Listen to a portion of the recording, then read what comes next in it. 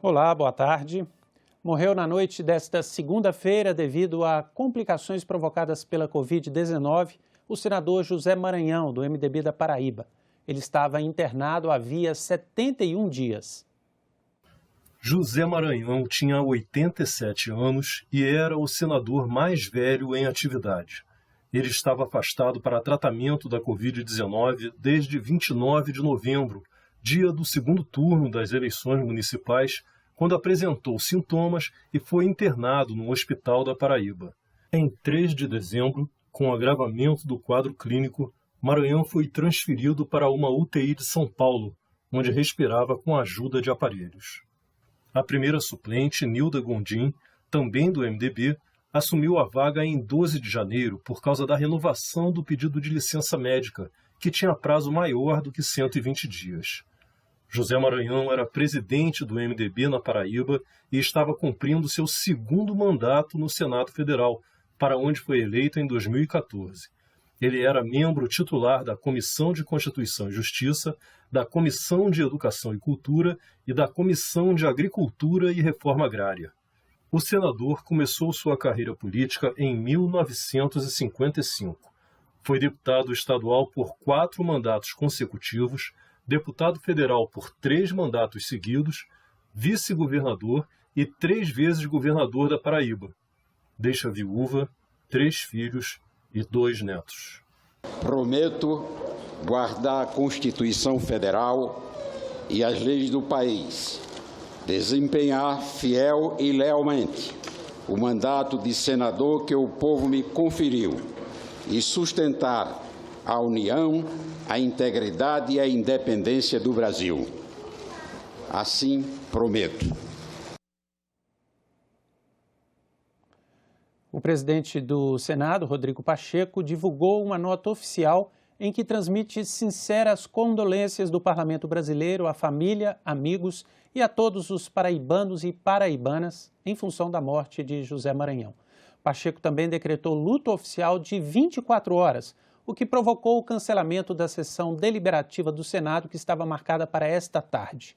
No Twitter, vários senadores lamentaram a morte do colega.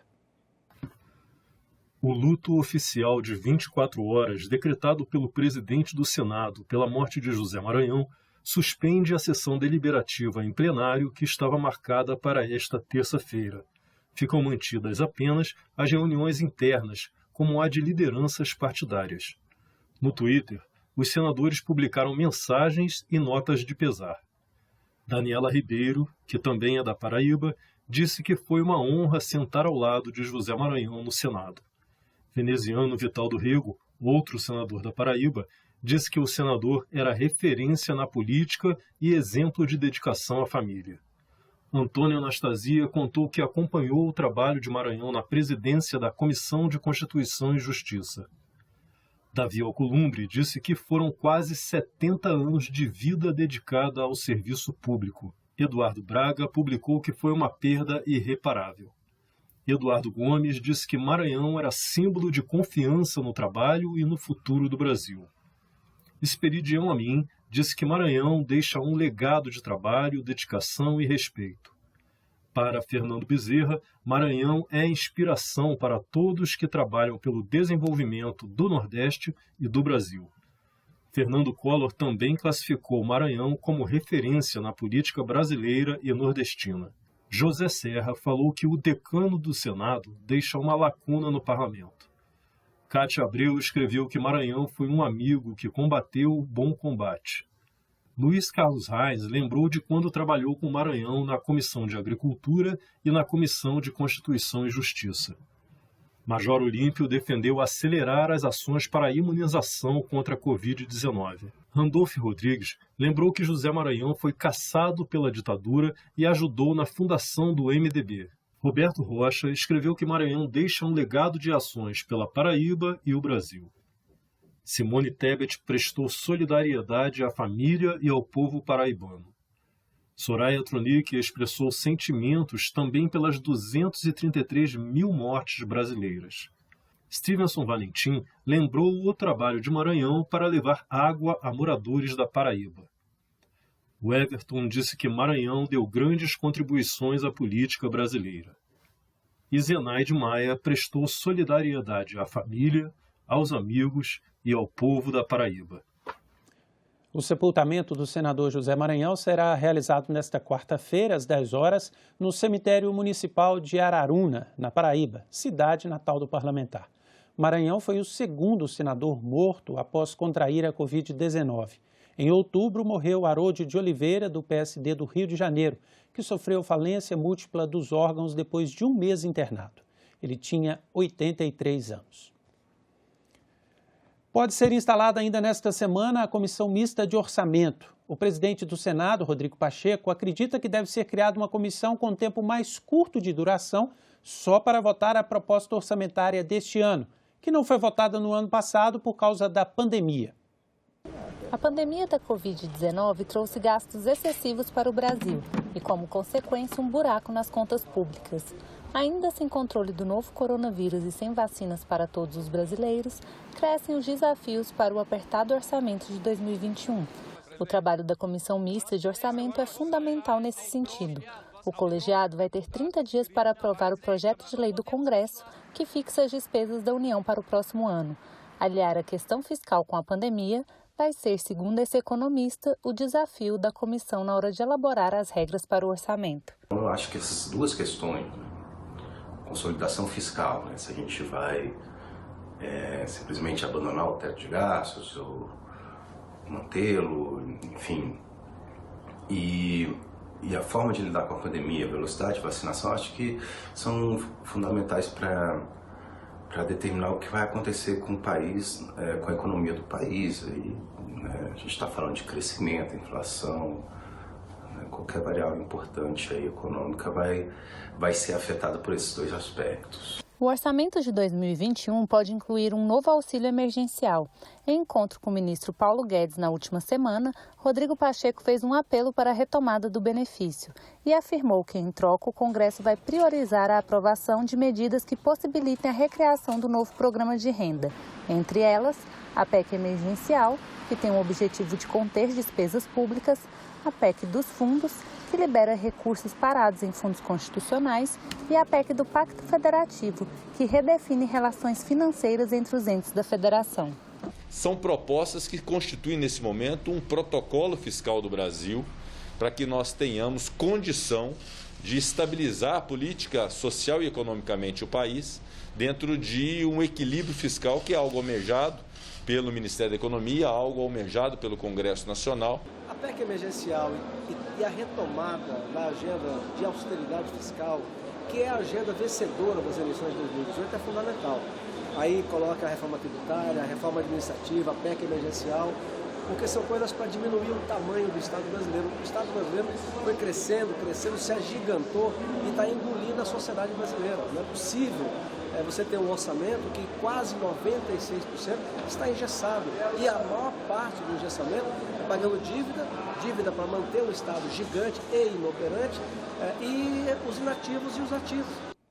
Pois é, essa pauta econômica que inclui lei orçamentária, reforma tributária, as propostas de emenda à Constituição emergencial e do Pacto Federativo e dos fundos, são propostas que fazem parte das prioridades já definidas pelos novos presidentes da Câmara e do Senado.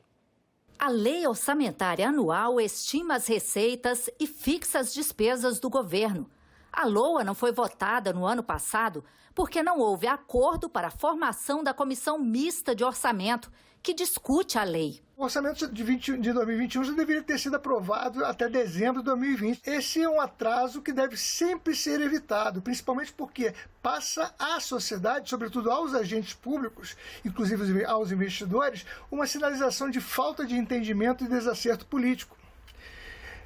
O que não é bom. A eleição dos novos presidentes da Câmara e do Senado abriu caminho para o acordo. E eles já anunciaram que a CMO deverá ser instalada esta semana. A comissão terá 30 dias para discutir e aprovar o relatório, que será encaminhado para votação por senadores e deputados. A reforma tributária também é prioridade para Executivo e Legislativo. Uma comissão mista criada no ano passado analisa duas propostas, uma de iniciativa da Câmara e outra do Senado. E tem ainda um outro texto que foi encaminhado pelo governo e que ainda não foi analisado por nenhuma das casas. A expectativa já anunciada pelos presidentes Rodrigo Pacheco e Arthur Lira é de que a comissão mista termine de analisar os textos ainda este mês e que a reforma seja votada até outubro pelos plenários. O que precisa agora é que haja o alinhamento das duas casas, que se ouça também o governo federal e a equipe econômica, para tentar convergência em relação à reforma tributária. A nossa missão, que não é fácil, é juntar tudo num texto só, que a gente, ainda neste ano, se possível, até o meio do ano, agosto no máximo, a gente consiga entregar para o Brasil um novo sistema tributário. Economistas defendem que a reforma tributária seja votada o mais rápido possível, mas avaliam que não é uma missão fácil. Há algo de extrema importância para o país, para a questão do crescimento, para a questão da distribuição de renda. Temos uma série de distorções. A reforma tributária é absolutamente indispensável, ela precisa ocorrer, mas não temos que reconhecer que é algo politicamente bastante complexo, né? Realmente é preciso um esforço muito grande de todos, da política e da sociedade, para que possamos avançar nesse campo. A ideia de uma reforma tributária em nosso país só faz sentido se ela vier com o objetivo de reduzir uma das maiores distorções que nós temos no nosso sistema de tributos e de impostos. Aquilo que a gente chama de regressividade desse modelo. A população de baixa renda, quando compra um produto, como um litro de leite, ou quando usa um celular, ou quando acende a luz na sua residência, paga exatamente o mesmo imposto que um grande milionário ou uma grande empresa quando utiliza dos mesmos serviços ou quando consome os mesmos produtos. Então, a gente precisa de uma mudança no sistema tributário para promover redistribuição de renda, para promover justiça social. Também estão na lista de prioridades as 3 propostas de emenda à Constituição que fazem parte do Plano Mais Brasil. A PEC dos fundos, que realoca recursos de fundos infraconstitucionais para ajudar no pagamento da dívida pública e já aguarda votação em plenário. A PEC emergencial, que cria mecanismos de ajuste fiscal com gatilhos para o corte de gastos públicos, e a PEC do Pacto Federativo, que redefine as relações financeiras entre estados e municípios. Essas 2 propostas estão na Comissão de Constituição e Justiça do Senado. Existem 14 projetos de lei sobre a prorrogação do auxílio emergencial. Veja agora a opinião de especialistas da área na segunda reportagem da série Caminhos da Economia. Diante das incertezas sobre quando ao menos 70% da população estará vacinada contra a Covid-19, a continuidade do pagamento de uma ajuda emergencial do governo a quem está desempregado no país ainda se mostra necessária. O mercado de trabalho deverá evoluir de forma lenta também, com taxas de desemprego elevadas, né? Isso requerirá alguma assistência social por parte do governo, em termos de complementação de renda, principalmente, né? Especialmente nos primeiros meses do ano, tá? E ainda que não seja de forma tão abrangente e com os valores oferecidos no ano passado. Manter o auxílio emergencial ele é vital, porque 30% das famílias que recebiam auxílio emergencial viviam somente do auxílio emergencial, então provavelmente eles estarão numa situação de subsistência a partir de janeiro. Isso é muito preocupante porque a retomada dos empregos não ocorreu, mas existe também a questão da contrapartida.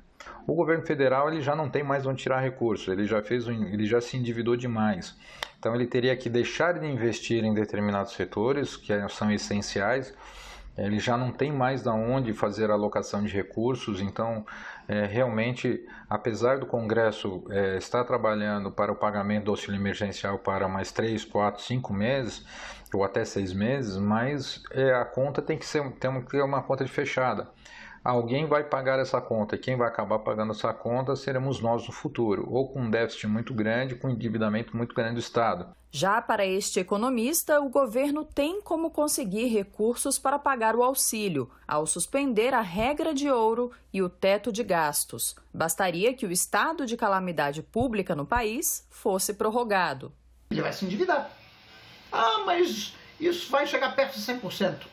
E daí, outros países alcançaram relações de dívida pública-PIB muito maiores do que 100% e não tiveram problema nenhum. Nós estamos numa segunda onda de infecções. Podemos caminhar para uma terceira a partir de abril, maio, quando voltar a sazonalidade das doenças respiratórias. Numa situação em que a vacinação da população está andando muito lentamente, quer dizer, não tem como você forçar as pessoas a ir trabalhar, até porque elas não vão encontrar emprego. Então vai ser o caos social. Membro da carreira de especialistas em políticas públicas e gestão governamental do governo federal, Paulo Clias também não vê problema no aumento da dívida pública se o motivo for salvar vidas e tentar tirar o país da crise. Quer dizer, no momento da crise, no momento da recessão, é o momento que o Estado tem que entrar gastando mais e, eventualmente, até aumentando a sua dívida. Por quê? Porque o setor privado, por si só, não vai realizar os investimentos necessários. É isso que no economês a gente chama de medidas contracíclicas. Quer dizer, se está num ciclo de baixa, o Estado vem contra esse ciclo de baixa e promove, eventualmente, uma retomada do crescimento. E Oreiro explica que não há relação entre o benefício do auxílio emergencial e o aumento do preço dos alimentos no país. Os alimentos são aquilo que os economistas chamam de bens transacionáveis. Né? Bom, bens transacionáveis têm que ter o mesmo preço, né, em todos os lugares do mundo. Então, a carne ela é cotada em dólares no mercado internacional. Então, a demanda maior de carne pelas classes baixas brasileiras, porque agora elas estão recebendo auxílio emergencial, não faz sequer cosquinha no preço internacional da carne.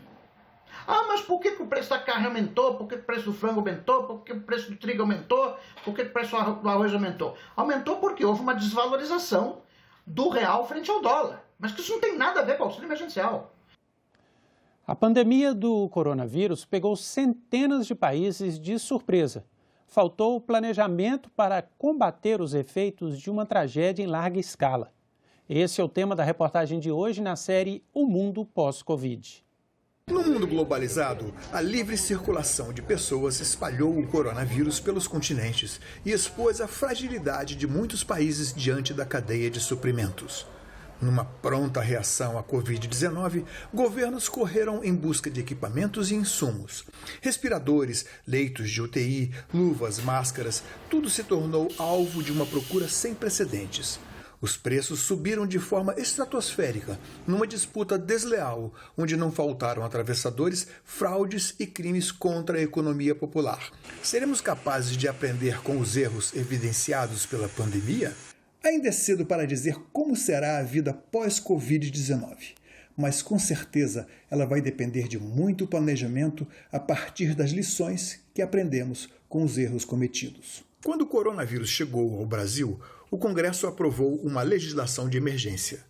Mas a indústria nacional se mostrou incapaz de prover as necessidades básicas do sistema de saúde numa emergência de proporções inéditas. O governo federal tentou centralizar compras, apreendeu materiais e máquinas.